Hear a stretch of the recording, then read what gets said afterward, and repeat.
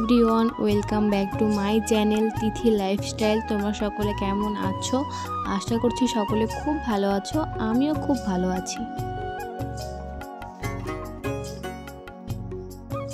কিছুদিন আগে যে বৃষ্টি হলো তখন গাছগুলোকে আমি ওই দিকে রেখেছিলাম যেন বৃষ্টিতে গাছগুলো মরে না যায়, কিন্তু অনেক গাছই মরে গেছে।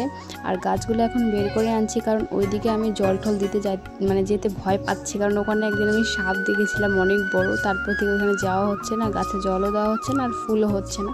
তো ভাবলাম যে গাছগুলোকে এদিকে নিয়ে আসি, কোনো একটা ভালো জায়গায় রেখে দিই, তাহলে ফুলও হবে আর গাছগুলোকে অনেক যত্নও করা হবে।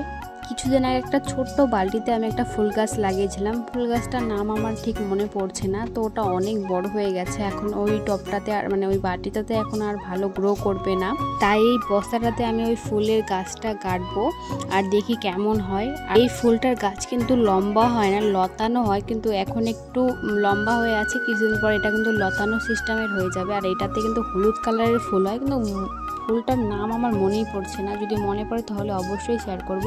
আর যখন এই গাছটাতে ফুল ধরবে তখন তো অবশ্যই শেয়ার করব। আর আমি বাড়িতে অনেক ফুল গাছ লাগাতে চাই, আমার গাছ খুব ভালো লাগে, গাছ লাগাতে আরও বেশি ভালো লাগে। আমার বাবা আমার থেকেও গাছ আরও বেশি পছন্দ করে। এই যে গাছগুলো মনে করে সরিয়ে নিয়ে আসলাম, বাবা যদি এসে দেখে গাছগুলো এখানে নিয়ে আসি, বলবে কি এখান থেকে সরিয়ে রাখ, ছাগলে খেয়ে ফেলবে। কারণ আমাদের বাড়িতে ছাগল গরুর যে অত্যাচার কি বলবো। এই কিছুদিন আগে একটা শখ করে আম গাছ লাগিয়েছিলাম, সেই আম গাছটার যে অবস্থা করেছে না, কি বলবো আমি। আমার বাবা আমি যে গাছ লাগানো সেটা আমার বাবার কাছ থেকে শিখেছি, কারণ আমার বাবা প্রচণ্ড পরিমাণে গাছ লাগাতো আগে, ফুল গাছ এতটা পছন্দ করে যে একটা ছেলে মানুষ এতটা ফুলের গাছ পছন্দ করে, সেটা হয়তো আমার বাবাকে না দেখে আমি বুঝতেই পারতাম না। আমিও কিন্তু তার ব্যতিক্রম নই, আমারও গাছ কিন্তু ভীষণ ভালো লাগে, গাছ লাগাতে আরও বেশি ভালো লাগে, সেটা তোমাদেরকে বারবারই আমি বলছি। তো যাই হোক, তোমরা ধীরে সুস্থে আমার এই কাজগুলো দেখতে থাকো, একদম স্কিপ করবে না, স্কিপ করলে কিছু বুঝতেও পারবে না। দেখো আমি কি করি আজকে।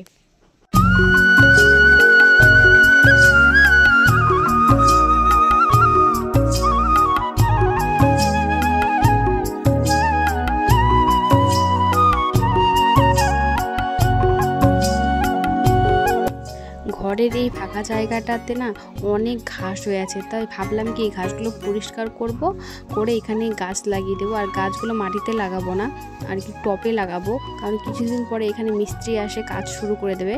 আর কি এখন কোনো কারণবশত আর কি কাজগুলো বন্ধ আছে, আবার যখন শুরু হবে তখন তো গাছগুলো সরাতে হবে। আর মাটিতে যদি গাড়ি, তাহলে তো মাটি থেকে তুলে দিলে আর গাছগুলো বাঁচবে না। টপে গাড়লে পরে টপগুলো সরে নিলেই হয়ে যাবে। আর গাছ মরে গেলে আমার খুব কষ্ট লাগে, এতটা কষ্ট লাগে বলে বোঝানোর মতো নয় যে কতটা কষ্ট লাগে। তোমরা কারা কারা আমার মতো আছো যারা গাছ মারা গেলে কষ্ট পাও, তারা অবশ্যই কমেন্টে হাই লিখো। তোমাদের সঙ্গে কথা বলতে বলতে আমার কিন্তু ঘাসগুলো তোলা হয়ে গেছে, আর এদিকে কিন্তু আমি উঠানগুলো সরে নিচ্ছি। আর এই গোলাপ গাছটাকে দেখো পোকা খেয়ে কি করেছে, তাই একটু পোকা মারার স্প্রে করে দিলাম। আর এই যে আম গাছটা যেটা আমি শখ করে লাগিয়েছিলাম, ছাগলে খেয়ে কি করে ফেলেছে। সত্যি ছাগলের অত্যাচারে যে আমাদের কত গাছ নষ্ট হয়েছে না, কি বলবো। আর কিন্তু ছাগল কিন্তু আমাদের নয়, মানুষের ছাগল এসে খেয়ে যায়, আমাদের ছাগল নয়। আবর্জনাগুলো সব বাইরে ফেলে দিয়ে আসলাম, আর এখন আমি উঠানটা লেপবো। অনেক দিন হলে উঠান লেপা হয় না বৃষ্টির জন্য, তো আজকে যখন ধরেছি সব কাজ করবই। আর রোদ দেখে একবারে জল ঢেলে দিলাম। বাড়িতে কিন্তু আমি আরও অনেক গাছ লাগাবো, আজকে শুধু অল্প একটু গাছ লাগালাম, আস্তে আস্তে আরও অনেক লাগাবো। অনেক গাছ বৃষ্টিতে মারা গেছে, তোমাদেরকে তো বললামই।